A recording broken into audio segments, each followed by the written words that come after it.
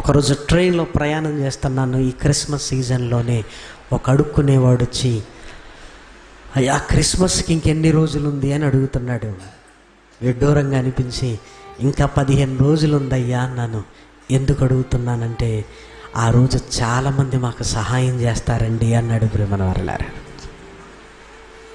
చూసారా, క్రిస్మస్ అనగానే వాడికి ఏముంటుందంటే, దేవుని పిల్లలు అమ్మో మాలాంటి వాళ్ళని బీదలను జ్ఞాపకం చేసుకొని సహాయం చేస్తారన్న జ్ఞానం వాడికి ఉంది. ప్రియమైనవారలారా, కానీ రాను రాను అది జరుగుతుందో లేదో ప్రియమైనవారలారా.